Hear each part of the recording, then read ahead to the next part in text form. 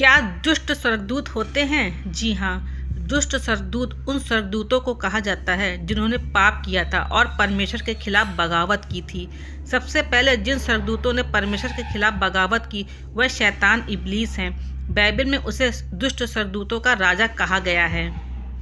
Bible के वचन में देखते हैं जो हमें मिलता है दूसरा पतरस 2:4 में, क्योंकि जब परमेश्वर ने उन स्वर्गदूतों को जिन्होंने पाप किया नहीं छोड़ा पर नरक में भेजकर अंधेरे कुंडों में डाल दिया ताकि न्याय के दिन तक वे बंदी रहें। बाइबल में बताया गया है कि नूह के दिनों में आए जल प्रलय से पहले कुछ स्वर्गदूतों ने बगावत की, यानी परमेश्वर की मर्जी के खिलाफ काम किया। शास्त्र में लिखा है, सच्चे परमेश्वर के बेटे धरती की औरतों पर ध्यान देने लगे। वे कितनी खूबसूरत हैं, इसलिए जो जो अच्छी लगी उन सबको अपनी पत्नी बना लिया।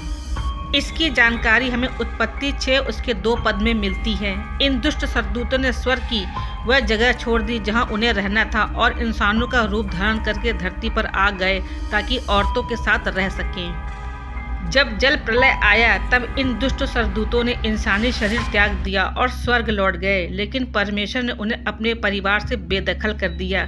परमेश्वर ने उन्हें जो सजा दी उस वजह से वे कभी इंसानों का रूप धारण नहीं कर सकते।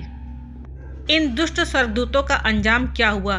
जब परमेश्वर इस धरती पर हो रही बुराई मिटाने के लिए जल प्रलय ले आया तो ये स्वर्गदूत अपना रूप बदलकर स्वर्ग लौट गए, लेकिन परमेश्वर ने उन्हें स्वर्ग में जगह नहीं दी। इसके बजाय परमेश्वर ने उन्हें घोर अंधकार में फेंक दिया है। इसका मतलब है कि अब वे परमेश्वर की नज़र में बहुत गिरी हुई दशा में थे।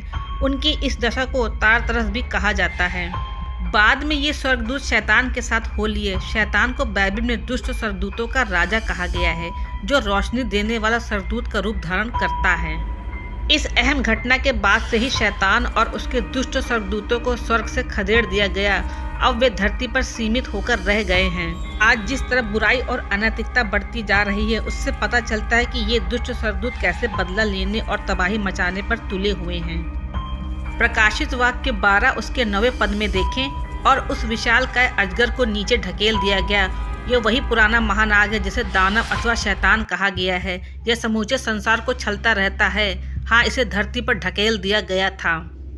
यह दुनिया जिस तरह हिंसा और बदचलनी के दलदल में धंसती जा रही है वह इस बात का भी सबूत है कि जल्द ही इन दुष्ट स्वर्गदूतों का आतंक खत्म हो जाएगा।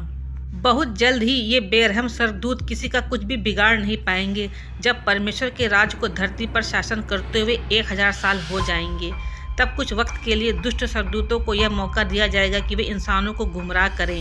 इंसानों की आखिरी परीक्षा के बाद इन दुष्ट स्वर्गदूतों का नामो निशान मिटा दिया जाएगा। बाइबल वचन के हिसाब से देखें जो हमें मिलता है प्रकाशित वाक्य 20 उसका 1 से 2 में। फिर मैंने एक स्वर्गदूत को स्वर्ग से उतरते देखा, जिसके हाथ में अथाह कुंड की कुंजी और एक बड़ी जंजीर थी, और उसने उस अजगर अर्थात पुराने सांप को जो इब्लिस और शैतान है पकड़ के 1000 वर्ष के लिए बांध दिया है। इस प्रकार हम बाइबल के अनुसार जान सकते हैं कि दुष्ट स्वर्गदूत होते हैं जो अपने स्वार्थ के कारण इस पृथ्वी पर आते हैं और आतंक मचाते हैं।